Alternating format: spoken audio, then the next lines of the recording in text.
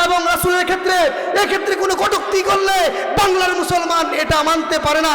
আমার পিতাকে নিয়ে গালি দিবেন মানতে পারি, আল্লাহ আল্লাহ রাসূলের ইজ্জত নিয়ে চিনিমিনি খেলবেন এক সেকেন্ড মানতে পারি না। কথা বলেন ঠিক না বেঠি? আবুল সরকার সে আল্লাহর ভুল ধরছে। তো বলতে চাই, আমরা এই পৃথিবী এই বাংলাদেশের মধ্যে বাউল গান হয়, আপনারা কোনোদিন বাধা দিয়েছেন? বাংলাদেশের মধ্যে হিন্দুদের পূজা হয়, আমরা কখনো বাধা দেই নাই। বাংলাদেশের মধ্যে বৌদ্ধরা তাদের ধর্মীয় গ্রন্থ পালন করে, আমরা কখনো তাদেরকে বাধা দেই নাই।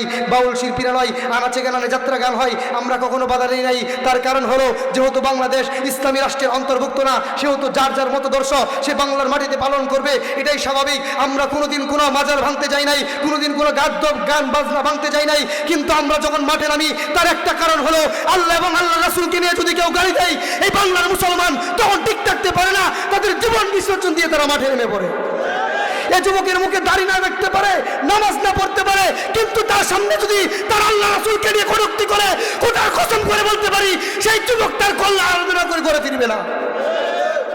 এক্ষেত্রে বাংলাদেশের মুসলমান সোচ্চার। সুতরাং যারা মনে করেন যে বাউলদের বিরোধিতা করি, কোশ্চিন কালেও আমরা বাউলদের বিরোধিতা করি নাই, কোশ্চিন কালেও কোনো হিন্দুর বিরোধিতা করি নাই।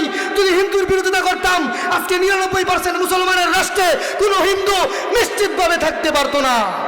সুতরাং স্পষ্ট ঘোষণা, আল্লাহ এবং রাসূলের ক্ষেত্রে এক্ষেত্রে কোনো কটূক্তি করলে বাংলার মুসলমান এটা মানতে পারে না। আমার পিতাকে নিয়ে গালি দিবেন মানতে পারি, আল্লাহ আল্লাহ রাসূলের ইজ্জত নিয়ে চিনিমিনি খেলবেন এক সেকেন্ড মানতে পারি না। কথা বলেন ঠিক না বেঠি? সুতরাং এক্ষেত্রে সাবধান হয়ে যান। মুসলমানরা হইতে পারে তারা ইমানে কমজোর, নামাজে কমজোর, হইতে পারে অনেক যুবক বাবা যে নামাজ পড়ে না, তারা দেখা যায় দাড়ি রাখে না, কিন্তু আল্লাহ রাসূলের প্রেম তাদের হৃদয়ের ভিতরে এতটুকু বেশি। খোদার কসম করে বলতে পারি, বাংলাদেশের যুবকরা যেভাবে প্রতিবাদ করে, সবার আগে মাঠে নামে যুবকরা। কথা বলেন ঠিক না বেঠি?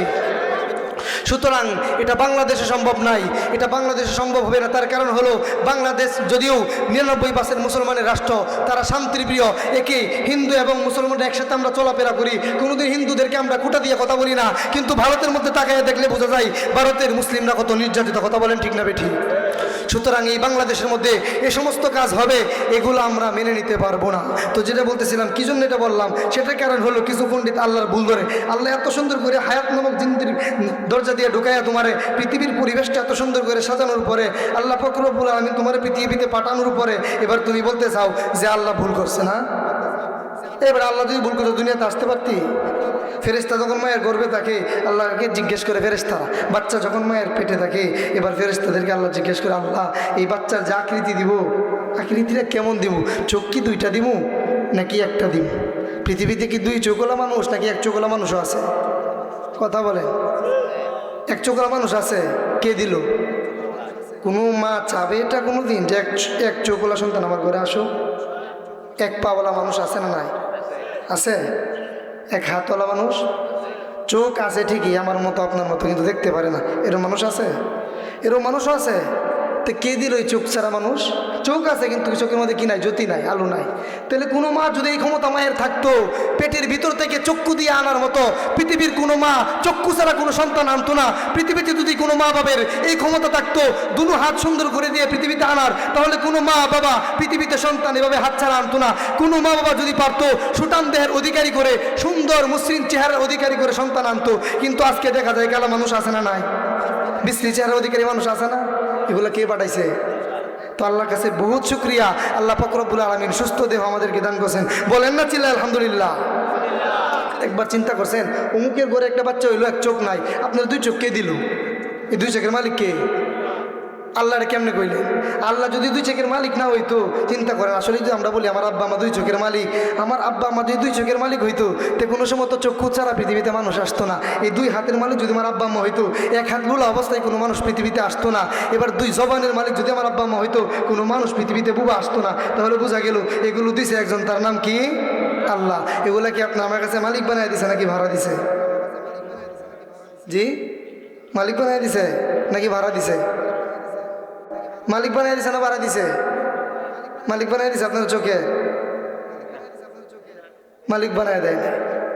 চোখ কি দিছে আপনার কাছে? ভাড়া দিছে। যদি মালিক বানায় দিত, তাহলে আপনি আমার দুনিয়াতে যান গেলে, দুনিয়াতে চিরস্থায়ী থাকতে।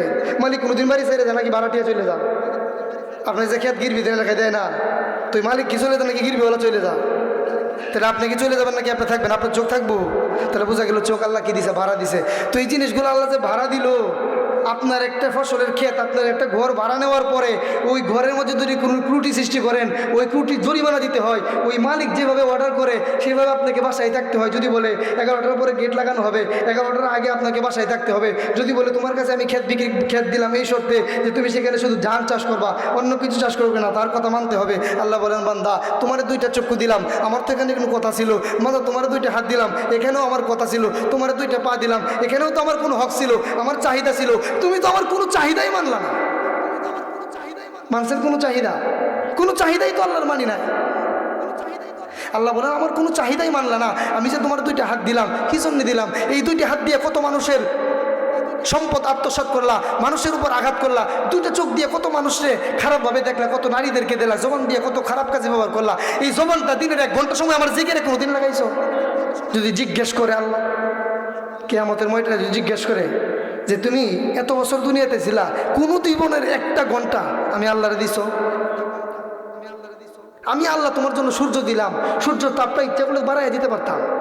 এমনভাবে দিছি যেন তোমার ক্ষতিগ্রস্ত না হয়, তোমার ফসল উৎপাদিত হয়। কই তুমি আমার কি দিলা? 5 বার আমি মুয়াজ্জিন মুসলিম থেকে ডাকি, 1 বার তুমি সাড়া দিলে না, 1টা বার তুমি আমার সাজদা দিতে পারলে না। এটা যদি আল্লাহ জিজ্ঞেস করে বসে, উত্তর দেওয়ার কোনো ভাব আছে? তো এইভাবে বয়ান করতে করতে এক হুজুরের শুক্রবার বলতেছে, বয়ান মসজিদের মধ্যে বয়ান করে বলতেছে যে আল্লাহ পাক রব্বুল আলামিন আমাদের সবাইকে রিজিক দাতা। আল্লাহ আমাদেরকে দুনিয়াতে পাঠাইছেন, রিজিককে দিবে আল্লাহ দিবে। সুতরাং এখন কিছু ঘাড় মুসল্লি আছে না? আছে না নাই? কিছু ঘাড় মুসল্লি আছে না নাই?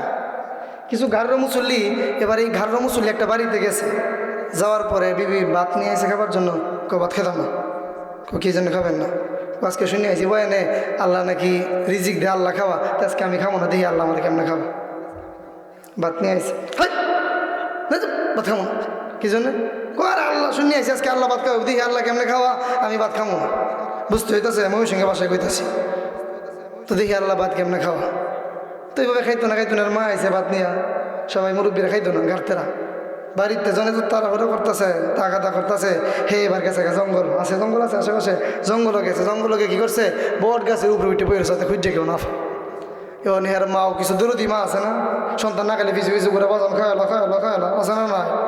আরে বাজান তুলা ভাত খায়ালো আছে না নাই? কিছু দরদি মা, এখন যে দরদি মা আছে, হাইরি মা কইতেছে আমার পুরাটা খাইলো না সকাল থেকে, রে সর্বনা সর, শরীরটা চিকন হয়ে যাবে। কি হয়ে যাবে? শরীরটা চিকন হয়ে যাবে। মা কি করছে?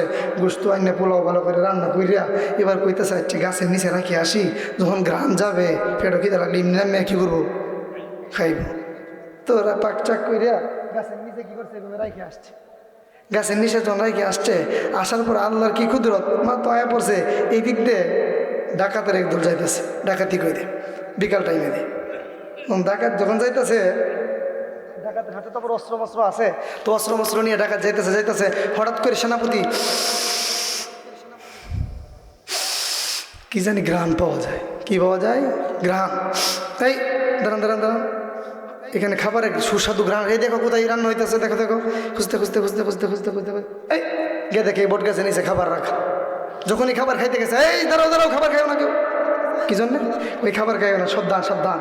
নিশ্চয়ই এখানে কেউ খাবার পাকায় রাখছে এবং জানে আমরা ডাকাতে ধরে এই দিকে যাওয়ার পরে এই খাবার খাই আমরা কি করবো? অজ্ঞান হওয়ার পর আমাদের অর্থ সম্পদ তারা সব লুটে নিয়ে যাবে। দাঁড়াও, এই খাবারের আশেপাশে দেখো কোনো মানুষ পাওয়া যায় কিনা। এবার তারা বিস্তারিত খোঁজা শুরু করছে। বুঝতে উপরের দিকে তাকায়, উপরের দিকে দেখে ওই শরীর মধ্যে বসে রয়েছে ঘাড়ো। হয় নাম ওটা নামে না, নাম না গুলি করবো। এখন ওটা নামতো না, এখন গুলির ভয় খায় আস্তে নামছে। ওই খাবার পাকায়া আমাদেরকে ধরার জন্য তুই উপরে বসেছিলি না? খাবার পাকায়া ওদেরকে বসে ধরার জন্য কোন এই খাবার, এই ঘটনা সব খুললে বলছে। ডাকাতে যারা বিশ্বাস করতেছে না, এবার বলতেছে তাদেরই খা, তুই খাবি, এরপর আমরা খাবো। এবার খাইতেছে না, এবার কি করছে? বন্দুকের নালা দিয়ে পিছের মধ্যে একবার দিছে, একবারই এই বাড়ি খায় আর ভাত খায় আর কয় আল্লাহ খাওয়াইলে পাশার মধ্যে মাইরে হইলে খাওয়া। আল্লাহ খাওয়াইলে কি করে? পাশার মধ্যে মাইরে হইলে খাওয়া। এবার খায় আর বুঝে আর কয় ঠিক আছে, রিজিক দেওয়ার মালিক কেডা? আল্লাহ। এখন বুঝে আইসি নি আইসে না, কিন্তু ভালো থাকতে বুঝে আইসি না, পাশার মধ্যে বাড়ি খায় এখন বুঝে আইসে। তো আমাদের একসময় বুঝে আসবে।